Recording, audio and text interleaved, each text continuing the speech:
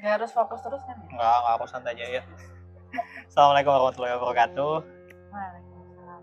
Ini saya sudah kedatangan nulis buku ya. Jadi Anda kalau mau tanya-tanya ini pengetahuan umum tentang bahan-bahan, kira-kira bahan-bahan apa yang ada di sekitar kita yang bisa digunakan sebagai bahan pakan ternak. Jadi narasumber saya kali ini adalah salah satu penulis, karena di sini tulis 2 orang ya. Salah satu dari penulis buku ini Mbak Kiki. Monggo Mbak Kiki untuk memperkenalkan dirinya. Gimana ya? Ya selamat sore, siang, malam, pagi. Masih pagi Kiki. Pagi, selamat pagi untuk penggemar sang yang sibuk banget nih YouTuber satu ini, super sibuk luar biasa ya. Nama saya Rizky Aman Fitriani. Saya dari Politeknik Negeri Jember. Alhamdulillah di sini saya diundang oleh YouTuber yang luar biasa, YouTuber hitsnya Jember gitu ya. Belum hits mah. Setelah berbagai waktu ya di reschedule terus, akhirnya alhamdulillah bisa bertemu gitu, bersilaturahmi di sini seperti itu. Kemudian untuk buku ini betul ada 2 penulis, jadi ada saya dan ada kolega saya dari Politeknik Negeri Jember, yaitu namanya Nur Muhammad, Pak Nur Muhammad gitu. Nanti mungkin bagaimana isinya, bagaimana. Oke, siap saja seperti itu. Sekian, terima kasih. Oke, ya, tadi perkenalan singkat ya narasumbernya siapa. Jadi secara umum nih, saya mau tanya dulu Mbak, yang melandasi kenapa kok menulis buku ini? Oke, yang melandasi awal mulanya itu sebenarnya pengetahuan bahan makanan ternak ini ternyata itu adalah salah satu mata kuliah dasar dan hampir ada di seluruh universitas atau politeknik di Indonesia seperti itu. Jadi selain itu, si pengetahuan bahan makanan ternak ini juga ternyata tuh belum banyak acuannya. Ya dulu saya itu tahun berapa tuh, 2012 tuh kan saya belajar juga nih mata kuliah ini. Ternyata tuh acuan yang harus saya cari itu cukup susah saat itu. Akhirnya berlandaskan dari itu, dan kemudian ada program dari kampus gitu untuk membuat suatu buku ajar gitu ya, sehingga saya berinisiatif untuk memilih mata kuliah ini gitu, untuk dijadikan pembuatan buku ajarnya. Nah, berawal dari situ, kemudian alhamdulillah saya juga dapat pelatihan penyusunan buku ajar itu seperti apa, dan kemudian saya interpretasikan sehingga jadilah buku pengetahuan bahan makanan ternak. Oke, nah jadi kan bahan pakan ternak ini lebih untuk spesifik untuk buku ini lebih bahas ke bahan baku ya? Betul, bahan baku pakannya. Jadi belum sampai ke pengolahan, tapi lebih ke bahan pakan mana sih yang potensial yang bisa kita berikan kepada ternak. Oke, nah kalau saya lihat nih, kan saya sudah baca sekilas ya, masih sekilas banget. Jadi ini rata-rata ini masih sumber ini ya. Memang ada beberapa di sini yang disampaikan bahwa sumber yang hewani. Cuman ini rata-rata yang di sini masih sumbernya itu dari nabati, sumber nabati. Itu kenapa, mungkin bisa disampaikan? Oke. Jadi memang bahan pakan ini ya tergantung dari komoditas ternaknya. Ada ternak yang besar, kalau kita ilmiahnya itu disebutnya dengan ternak ruminansia ya. Kemudian ada ternak unggas ya, atau non ruminansia gitu. Nah, kalau untuk kelompok-kelompok nabati itu sebenarnya tergantung bahan pakannya. Ya. Biasanya kalau untuk yang ternak ruminansia itu lebih banyak menggunakan bahan pakan sumber serat. Dalam hal ini hijauan, rumput gitu ya. Seperti itu. Nah, kalau misalkan sumber proteinnya gitu ya, itu lebih banyak biasanya dari yang hewani. Jadi kalau hijauan kan nabati ya, kalau hewani itu biasanya sumber proteinnya. Jadi bahan pakan sumber proteinnya itu banyak didapat dari bahan baku yang berasal dari bahan hewani. Okay. Tapi sebenarnya dari nabati juga ada, gitu. Cuman memang lebih banyak biasanya untuk non ruminansia itu hewani biasanya. Berarti karena yang melandasi ini karena pakan karena yang dibagi 2 itu tadi ya. Yang satunya yang ruminansia yang mau nggak mau makanannya adalah ya golongannya seratnya turunan serat banyak serat ya, karena kan mereka udah bisa ngolah serat ya. Kalau kita gitu makan rumput keluar rumput lagi. Iya, betul. Nah, unggas itu non ruminansia itu sama seperti manusia sistem pencernaannya. Kalau unggas sama ya. Jadi dia nggak bisa kalau makan serat terlalu tinggi itu nggak bisa. Nah, kalau sapi, domba gitu ya, kerbau itu dia bisa, karena memang sistem pencernaan beda. Kalau kita kan di lambung itu kimiawi ya, enzimatis ya. enzimatis. Jadi ada enzim-enzim sekresi. Nah, kalau di sapi itu sebelum enzimatis dia punya mikroba di dalam lambungnya. Nah, mikroba-mikroba ini yang bisa mendegradasi serat kasar itu, sehingga harus ada serat kasar yang masuk ke dalam tubuhnya agar bisa diserap di tubuhnya. Jadi itu perbedaan yang ini ya, yang cukup spesifik antara Iya, manusia dan ruminansia. Kalau Iya. manusia makan banyak serat itu hanya untuk memperlancar pencernaan. Betul. Kalau ruminansia makan banyak serat itu karena sebagai sumber energi utamanya. Betul sekali. Oke. Nah, kalau sebagai sumber energi utamanya banyak yang ini. Apakah misalnya kalau ruminansia itu masih juga membutuhkan sumber yang lain, misalnya kayak sumber protein yang paling umum kan biasanya kalau pengalaman saya di ya walaupun sekarang kalau melihat saya jarang handle di perikanan, saya latar belakangnya di perikanan sih. Itu kan yang kalau di bidang perikanan ini Mbak ya kan yang sebagai parameter utama seringkali adalah kadar dia proteinnya berapa persen. Iya. Betul. Nah, kalau yang di ini berarti apakah dia tidak membutuhkan protein atau dia masih membutuhkan protein atau dia bisa mengolah dari sumber-sumber itu menjadi bahan protein. Sumber-sumber nabati ini sebagai bahan protein. Oke, jadi sebenarnya ya prinsipnya gitu mau perikanan atau peternakan itu sama. Itu kalau kita ngasih makan ya sama seperti manusia juga. Jadi kalau kita mau ngasih makan, kalau kita makan tetap pertimbangannya kan gizinya ya. Gizinya. Nutriennya, baik itu proteinnya, energi, lemaknya gitu ya, mineral, vitamin itu tetap ada di peternakan juga.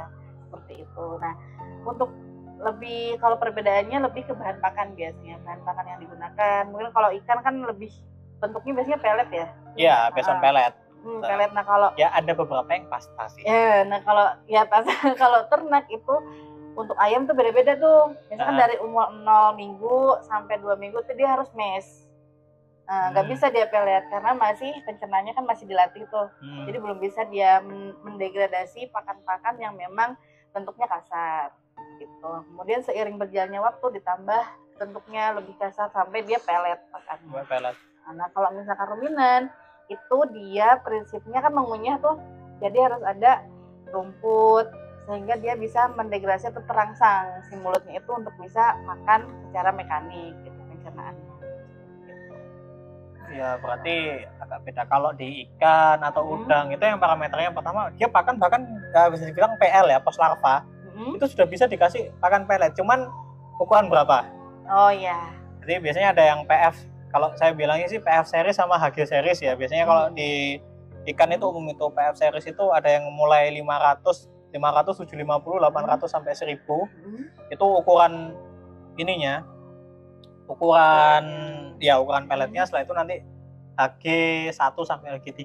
Biasanya pembesaran kayak gitu. Jadi memang mulai dari pos larva atau sudah agak besar dikit, begitu udah kuning telurnya habis, itu sudah bisa ya. Dikasih langsung pelet tuh bisa.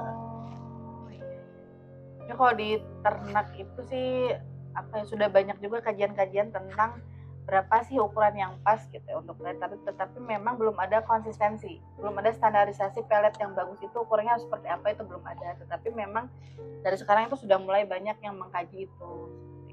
Berarti sudah mulai ini. Soalnya kalau di ikan atau udang kan parameternya tinggal dia mau bukaan mulutnya seberapa. Iya benar. Nah makanannya nggak dikunyah, biasanya langsung masuk. Kalau unggas, itu kalau unggas kan gitu, unggas juga dia nggak ada mekanis di mulut. Jadi ada makan masuk, ada pakan ya masuk langsung ke langsung lambung. Gitu. Esofagus terus ya saluran organ lainnya. Tapi kalau sapi ruminansia itu dia harus ada pengunyahan. Termasuk pseudoruminan. Pseudoruminan itu kelinci, kuda, itu dia pseudoruminan. Dia lambungnya satu tapi dia ada fase mikrobanya dan dia ada mekanis kan di mulut kan. Nah itu kalau itu biasanya ngaruh gitu ukurannya. Kan semakin banyak ngunyah ada sekresi enzim yang semakin banyak kan. Nah itu ngaruhnya ke sana. Makanya pembuatan bentuk pelet ini juga banyak kajiannya gitu. Kadang kan kalau terlalu besar itu mungkin bisa lama pengunyahannya, akhirnya sekresi berlebih kan bisa jadi juga seperti itu. Ya, gitu. Oke, kembali ke bahan. Oke. Jadi selain tadi udah disampaikan ya, ini kalau saya lihat kan ini banyak bahan rumput-rumputan karena memang tadi udah disampaikan bahwa ruminan itu banyak yang dibahas tentang ini atau banyak kajiannya adalah kajian hijauan. Nah kalau mungkin Mbak ini spesifik aja langsung saya tanya agak sedikit to the point aja. Kalau misalnya untuk sapi itu yang bagus modelnya, yang model seperti apa? Ini kan macam-macam ini ternak kan. Oke. Kalau untuk sapi itu tadi kalau untuk bahan pakannya ya, Bahan pakan. minimal dia harus ada serat. Ya, serat. Tetapi nih sapi potong sama sapi perah itu udah beda juga proporsinya. Kalau sapi potong itu harus lebih banyak konsentratnya. Oke. Nah, biasanya itu kalau di industri. Oh, berarti waktu nyampur ininya ya, maksudnya di selain biasanya kan ada kayak kalau yang saya perhatikan karena pengalaman saya di luar dulu itu kan kayak jerami kering sama sentrat. Berarti komposisi itunya. Betul. Itu menjadi pertimbangan. Kenapa? Karena kalau lebih banyak biji-bijian konsentrat tuh dia di nutrisi itu nanti mengkonversi ke daging. Gitu. Nah, kalau di sapi perah yang lebih banyak itu harus hijauan. Jadi bentuknya harus hijauan segar. Kalau jerami itu ya lebih sulit. Ya itu untuk yang potongan kan biasanya dipakai. Hijauan segar, karena hijauan segar ini kan dia akan tinggi asetat ya. Asetat itu nanti akan mengkonversi ke susu. Makanya proporsi ini yang cukup signifikan perbedaannya, terutama dalam pemberian makan. Jadi kalau sapi potong pasti konsentrat yang lebih banyak, kalau sapi perah pasti hijauan yang lebih banyak. Itu untuk sapi. Kalau mungkin ada preferensi spesifik nggak? Misalnya sih kayak dia doyannya ada, kalau istilahnya apa sih? Dia kayak rumputnya kayak rumput gajah atau model rumput yang hampir kayak jarum, itu rumput apa sih, lupa saya namanya gitu. Sebenarnya kalau kesukaan, kalau rumput ya selama dia kelompok rumput itu tidak ada hal sesuatu misalkan lebih suka rumput gajah atau tidak. Yang penting hijauan segar dan itu memenuhi kebutuhan ternaknya itu dia bisa. Cuman poinnya kalau ternak dominansia itu kan dia indera penciumannya tuh yang kuat. Nah, jadi lebih ke aroma biasanya. Kalau misalkan pakan nih kita bikin misalkan terlalu tertunda lama, akhirnya bau tengik, nah itu biasanya nggak mau makan sapi itu, karena dia indera penciumannya cukup kuat. Kecuali kalau unggas itu indera penglihatannya yang lebih kuat. Jadi dia tidak terlalu memperhatikan aroma, tapi ke warna. Makanya kalau kita lihat nih kandang-kandang unggas itu tempat minumnya ada yang putih, kuning gitu, yang merah. Sehingga karena si unggas itu dia suka warna kuning, merah itu dia suka. Jadi lebih ke warna kalau unggas. Cuman ya bukan berarti unggas suka warna kita akhirnya memberikan makan seenaknya, bukan berarti gitu juga gitu ya. Tetap harus berkualitas gitu. Cuman memang tadi kritisnya di situ perbedaannya. Oke, kalau selain itu tadi yang sudah disampaikan, berarti kalau misalnya ini kalau kebiasaan ini misalnya Kak, peternak kita kan rata-rata ngarit tiap hari ya. Berarti itu sebenarnya model pola makan seperti itu cocok kalau yang dia posisinya dikasihnya ke sapi perah ya? Sebenarnya untuk sapi potong bukan berarti harus jerami ya. Iya, nggak harus. Cuman kan tadi sudah disampaikan bahwa komposisi konsentratnya. Cuman kan pernah main ke ternak-ternak desa kan? Rata-rata kan jarang mereka yang pakai sentrat loh. Betul. Nah, kemarin tuh kebetulan saya juga udah beberapa kali ya main ke peternak di Jember, itu memang rata-rata kebutuhan konsentratnya yang kurang. Karena biasanya kalau konsentrat komersil itu kan harganya cukup tinggi ya. Biasanya lebih ke arah sana permasalahannya. Nah, kemarin saya sempat memberikan saran gitu, apabila ada konsentrat yang tidak terpenuhi beli di luar, biasanya cari alternatif lain. Jadi cari pakan sumber protein lain yang kita tidak perlu beri konsentrat. Misalkan kalau nggak salah di wilayah Situbondo ya, itu ada limbah ampas tahu kalau nggak salah. Nah, itu bisa limbah ampas tahu, limbah tempe, kedelai lah biasanya. Ya, itu bisa jadi sumber-sumber alternatif pakan sumber protein. Karena konsentrat itu kan dasarnya dia kan pakan sumber protein kan. Kalau hijauan kan sumber seratnya nih. Nah, kita bisa substitusi isi pakan konsentrat komersil ini sama pakan-pakan alternatif.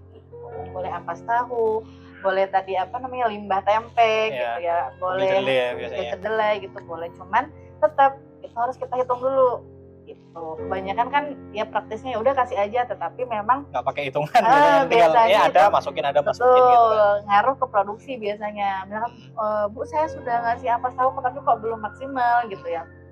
Ya terus akhirnya ya karena tadi itu belum maksimal tuh karena memang kita belum tahu yang kita kasih itu sesuai atau enggak gitu. Makanya balik lagi tetap kita harus tahu dulu standar minimal kita tahu dulu lah rumputnya itu berapa sih nutriennya, kemudian si ampas tahu itu berapa sih proteinnya misalnya, sehingga kita akan menemukan proporsi yang pas gitu. Berapa persen yang harus kita berikan si ampas tahu, berapa persen yang harus kita berikan si hijauannya. Berarti salah satu landasannya menulis buku ini adalah menyediakan pakan-pakan alternatif ya. Betul, Opsi pakan-pakan alternatif. Kalau sentral terlalu mahal, jadi ya mungkin kalau Anda ingin misalnya karena Anda punya ternak kayak sapi, kambing dan lain sebagainya. Tadi kan ada sedikit briefing singkat dari Mbak Kiki soal bagaimana komposisi dan formulasi sebaiknya. Kalau misalnya potongan nih untuk sapi, kambing, domba yang potong, nah kalau Anda bingung harga konsentrat terlalu mahal, nah Anda bisa beli buku ini ya, promosi lagi. Promosi. Anda bisa beli buku ini dan bisa dicek karena di sini dijelaskan ada berbagai macam ini ya. Ini ada berbagai macam pakannya, salah satunya ada bunggil kelapa, bunggil kedelai yang itu masih bisa digunakan sebagai sumber protein. Betul. Untuk ininya. Dan itu menyesuaikan daerahnya. Jadi kalau di daerah biasanya kan di sini tadi banyak ampas tahu, itu bisa, dan di buku ini juga ada penjelasannya berapa sih protein ampas tahu secara general. Nah minimal kita setidaknya udah tahu proteinnya berapa kan gitu. Jadi kita bisa ambil dari situ minimal seperti itu kita tahunya gitu. Kemudian tadi ada mungkil kelapa pun sama. Jadi itu sudah kami rangkum dalam buku ini gitu bahwa limbah-limbah tersebut itu berapa sih kandungan nutriennya spesifiknya, entah lemak kasarnya, terus batas pemberian keterangan itu tuh juga ada faktor pembatasnya. Nah itu kadang sering kali orang nggak tahu yang penting ini sumber protein langsung kayak misalkan dedak nih ya, dedak kan ada aflatoksin tuh ya. Nah itu kan faktor-faktor yang sering nggak faktor pembatas. Nah itu semua ada di buku ini. Jadi berapa sih kita maksimal ngasih ke dedak itu? Kalau misalkan ada minimalnya, berapa sih minimalnya? Insya Allah itu sudah saya tuangkan di buku. Itu setidaknya peternak atau praktisi atau yang lainnya itu bisa tahu gitu kalau memang kita ada batasannya gitu setiap bahan pakan itu, karena tadi ada faktor pembatas. Kalau faktor pembatas itu melebihi standar dalam tubuh, itu malah bisa menjadi penghambat yang harusnya tumbuh ternaknya akhirnya terhambat karena si faktor pembatas itu tadi. Sama kadang orang kalau badannya tua udah suntik vitamin C. Kalau kalian overdosis vitamin C itu murus ya, asli murus gak karu-karuan. Isinya keluar masuk kamar mandi terus ya, bukannya seger malah lemes. Makanya kok ya hampir kayak diare gitu modelnya. Jadi ya walau ada yang baik pun itu tetap tidak boleh berlebihan gitu ya. Oh jadi ini kayak ini contohnya berapa ini 71 gram per ekor per hari. Kayaknya dia ada formulasinya. Jadi ini jadi bisa digunakan sebagai referensi awal ya, referensi standar. Misalnya Anda punya pakan sapi potong lah itu. Jadi kalau mau dikasih sumber protein misalnya ampas tahu atau apa, ya formulasinya berapa banding berapa dibandingkan sama hijauannya. Kayak gitu. Tapi di sini tampil ada pertanyaan. Iya nih buku ajar lupa saya. Saya pikir buku referensi. Oke. Nah kalau ini Mbak, kalau misalnya kriteria hijauan yang bisa dipakai sebagai dia sumber pakan itu kayak gimana? Ada kriteria spesifik nggak? Ini kalau kriteria spesifik ya untuk sapi, terus selama ini tidak hanya hijauan segar, kita bisa menggunakan limbah-limbah. Nah, patokannya tetap tadi ke nutrien ya. Jadi tidak ada standar harus misalkan, sebenarnya kalau yang bagus itu ya hijauan segar, ya warna hijau segar gitu ya. Kemudian tidak terlalu keras batangnya, itu lebih bagus. Cuman kan di Indonesia sendiri gitu ya, kita kan mengesampingkan idealis dalam hal ini kan terkadang ada faktor musim. Kadang kalau lagi musim penghujan itu kan rumput itu melimpah ya. Tapi di sisi lain kemarau kering. Akhirnya kan kita memanfaatkan limbah-limbah yang ada, limbah jerami padi, jerami jagung itu kan kita manfaatkan. Nah makanya base-nya tetap kembali ke nutriennya. Kita harus tahu dulu nutriennya seberapa. Seperti itu.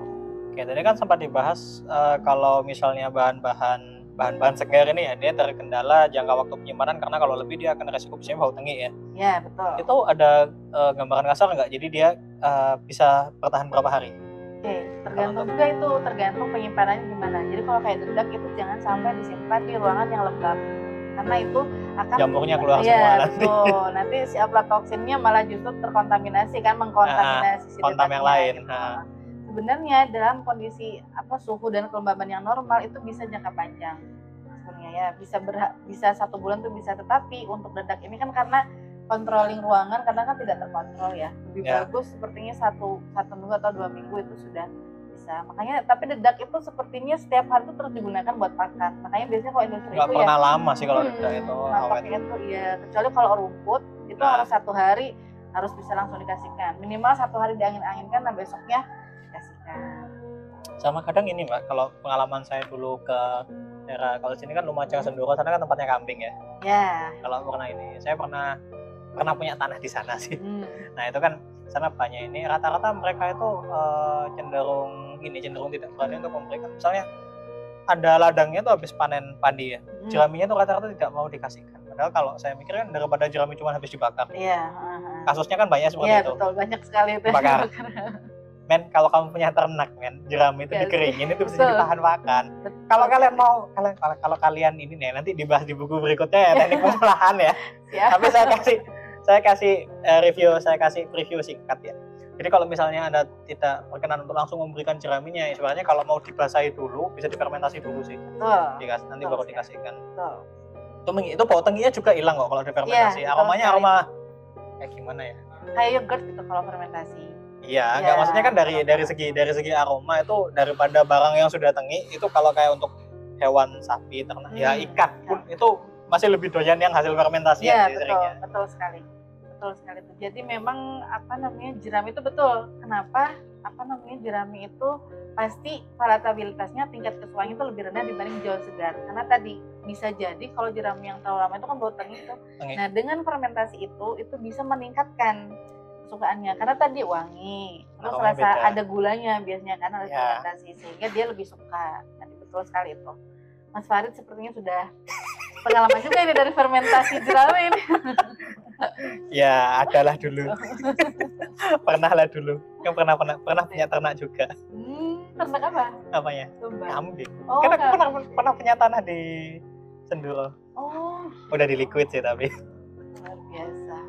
Udah kemana-mana berarti pengalamannya. Udah ternak udah, ikan udah. Apalagi berarti yang belum ya. Apa mau konstruksi juga boleh. Konstruksi bangunan juga udah. Segalanya ini mah. Nah, ya jadi itu ya sekedar preview singkat nih. Nah, ini kan dibahas sedikit tentang metabolisme ini dan lain sebagainya. Nah, yang mau saya tanyakan, Mbak, bagaimana menyederhanakan ini? Kadang kan ini memang kalau untuk ini sedikit di luar topik tapi lebih ke ranah praktek ya, ranah praktisi. Ini mungkin kalau untuk dibaca mahasiswa atau sama-sama dosen atau sama-sama peneliti ini mungkin enak ya bacanya. Tapi bagaimana menyederhanakan ini bahasanya untuk bahasa sosialisasi ke tani atau peternak? Oke, sebenarnya kalau sederhananya biasanya kalau saya melihat potensi wilayahnya. Ya, jadi di wilayah tersebut itu ada bahan pakan apa sih, bahan pakan alternatif lokal yang potensial. Jadi saya biasanya langsung mengarahkan ya bahan pakan yang ada di sana. Kemudian misalkan tadi jerami itu sumber apa, bisa peternak gunakan sebagai apa, untuk ternak apa, itu biasanya saya jelaskan seperti itu.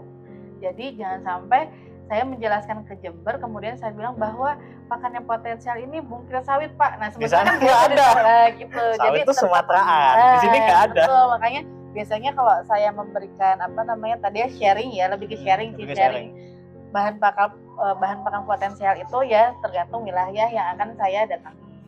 Di Jember itu misalkan banyaknya apa, kemarin kalau nggak salah di Situbondo itu banyak kan jerami jagung banyak. Iya, makanya itu yang sudah saya sampaikan karena saya tinggal di sini sering kali nih jagung atau apa. Kalau nggak sekedar jadi bahan bakar, ya sekedar ya memang sih dia kalau dibakar terus dicampur ke tanah itu apa, itu kan satu itu menggemburkan terus juga mengembalikan mineral ke tanah itu iya. Cuman ada faktor lain yang manfaat lain, ya masa gitu jerami bertonton gitu dibakar semua kan mubazir ya Allah. Setuju banget kalau masalah itu ya. Padahal di sisi lain banyak peternak yang butuh loh jerami itu, karena ada kan wilayah lain yang justru lahannya tuh sedikit gitu. Bahkan bisa jadi ya jerami yang tadi mungkin bertonton itu bisa diolah fermentasi, bisa juga dijual belikan. Jadi bank silage itu ada beberapa wilayah di Jawa Barat itu sudah ada bank silage namanya. Jadi dia memproduksi silase yang kemudian dijual kepada peternak-peternak yang memang kesulitan terutama dalam hal sumber seratnya itu tadi. Hijauan segar terutama di musim kemarau. Makanya tadi kalau misalkan ada limbah-limbah jerami nih ya kalau bisa diolah gitu ya, daripada dibakar Iya, kan. daripada dibakar ya. Ya nggak apa-apa sih dibakar, tapi jangan semua juga Iya. gitu. Kan fakta lapangnya seringnya itu hampir semua langsung dibakar. Ya mungkin instan mungkin ya di sisi lain kan. Ya, nggak buang sampah. Ya, Ya seringnya fakta di lapangannya seperti itu. Makanya kadang kan saya melihatnya juga kok mubazir sekali, betul. tapi ya sudah gitu loh. Mereka mungkin belum tahu cara ngolahnya, Iya. belum ada fasilitasnya. Sebelumnya saya tanyain, Mbak, sudah pernah mendiskusikan hal seperti ini sama penyuluh belum? Sebenarnya kalau tugas dosen kan salah satunya juga mengabdi tuh. Jadi sebenarnya kita memang keseharian dan memang kewajiban kita dan memang ya sudah menjadi tugas kita juga gitu sebagai penyuluh atau pelatih, memberikan pelatihan penyuluhan kepada peternak. Jadi sudah hampir rutinan lah, hampir setiap tahun itu tuh ada. Cuman memang tadi terkait kata yang disampaikan oleh Mas Farid bahwa banyak yang belum tahu, itu memang betul. Kadang kita tanya, Bapak tahu nggak kalau jerami ini bermanfaat untuk ternak? Kadang tapi Bu lebih lebih instan ya, lebih cepat dibakar dengan itu. Nah, padahal sebenarnya benefit juga di sisi lain itu lebih banyak itu sebagai pakan ternak dengan syarat tadi ada pengolahan dan kadang orang itu berpikir pengolahan wah ribet banget nih diolah gitu, harus pakai alat apa, padahal sebenarnya air gula ya. Iya, cukup pakai tetes. Betul. Kadang itu sudah mindset itu sudah kemana-mana. Makanya hal itu yang harus ya kita sedikit-sedikit mulai kembangkan, mulai kita bagikan. Bahwa sebenarnya dengan tanda kutip pengolahan itu bukan berarti ribet. Ya, banyak pengolahan-pengolahan yang basisnya sederhana kok. Betul, seperti itu. Nah itu yang ternyata betul di lapangan itu belum banyak orang tahu, terutama peternak yang tahu itu belum banyak gitu informasi terkena mengenai itu tadi. Sehingga penting dirasa menurut saya baik dinas peternakan atau mungkin juga pendidik atau penyuluh itu juga lebih interpretasi untuk menginformasikan ini juga lebih banyak lagi. Kayak itu mungkin nanti bisa jadi PR Mbaknya berikutnya sebagai Tridharma perguruan tinggi ya. Betul sekali. Karena memang ya itu ya saya nggak tutup mata Bapak ke lapangannya karena saya pernah hidup di luar ya. Di sana itu relatif hampir definisi zero waste itu bukan hanya sekedar kamu nggak buang sampah plastik atau buang sampah yang nggak bisa kepakai semua sampai nggak bisa terpakai, enggak. Zero waste itu juga bisa kamu mengolah apa yang meningkatkan barang yang itu sudah hampir nggak ada nilainya jadi punya nilai. Dan pengetahuan itu tentang pengolahan dan sebagainya itu memang yang saya perhatikan masih di level pendidikan, belum di level praktisi di sini. Ya, itu masih PR banget memang, betul sekali. PR. Ya semoga akan semakin banyak peternak yang lebih tahu ya, dengan insya Allah mungkin nanti kita juga kan pengabdian nggak harus sampai satu daerah, tetapi juga ke semua daerah, khususnya di Jember juga, bahkan mungkin di Jawa Timur, bahkan mungkin nanti senasional gitu ya, sehingga nanti pemerataan informasi ini juga bisa tersebar merata, termasuk nanti informasi by YouTube-nya Mas Farid gitu kan juga bisa tersampaikan seperti boleh nanti saya kasih linknya. Jangan lupa di subscribe. Iya.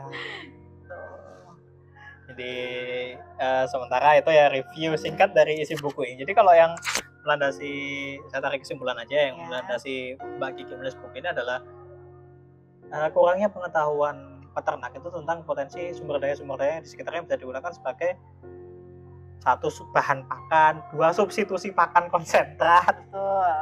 Salah satunya ya, mungkin buku berikutnya nanti ada pengolahan gitu dan sebagainya, tapi kita bahas buku ini dulu aja ya. Seperti itu. Jadi ini memberikan sedikit gambaran tentang bagaimana memanfaatkan bahan-bahan yang ada di sekitar kita sebagai bahan pakan ternak. Karena ya memang kalau full konsentrat, aku nggak hafal sih kalau ternak besar ya, tapi kalau ikan yang saya hafal harganya satu sak itu 300.000. 300.000 itu satu kali kasih makan. Kalau kolamnya ukuran 10 kali 10. 300.000 itu dan sehari itu kasih makan 3 kali. Bayangin uang 1 juta itu. Makanya iya betul. Makanya kan konsentrat itu masih jadi masalah kan sampai sekarang. Ini masalah tuh terkait harga. Khususnya untuk peternak rakyat itu masih menjadi suatu problematika lain. Oke, mungkin Mbak Kiki ada yang mau ditambahin sebelum kita closing? Hampir setengah jam ya. Mungkin dari saya tadi itu khususnya untuk dalam budaya peternakan itu insya Allah jangan patah semangat yang pasti, walaupun memang pasti 80% itu pakan yang akan menjadi problematika dalam usaha peternakan. Tadi Semua, terkait Mbak. center betul. Kita Mungkin bermain perikanan dengan- juga Kita ya. bermain dengan barang hidup. Kos terbesar di perikanan itu kosnya 70% lari ke pakan. Ya sama di peternakan juga. Ya, Tetapi sama. kita bisa mengatasi itu dengan kita tahu sumber-sumber bahan pakan yang bisa kita gunakan, termasuk alternatif tadi itu. Seperti itu. Jadi jangan sampai kita terutama mindset, jangan bermindset sesuatu hal pakan itu susah dibuat dan sebagainya, itu jangan. Itu bisa kita atasi asal tadi kita mau berusaha untuk bisa menerima sharing ilmu, pengalaman dan lain sebagainya. Mungkin sekian dari saya, Mas Pak. Oke ya, sementara cukup sekian ya. Kita tunggu pembahasan pakan ternak di edisi podcast berikutnya. Sekian dari video dari kami. Mungkin kalau ada salah kata, kami mohon maaf ya, itu murni kesalahan kami berdua. Murni subjektivitas kami berdua ya. Jadi ya itu. Sekian, terima kasih. Wassalamualaikum warahmatullahi wabarakatuh. Ya, terima kasih.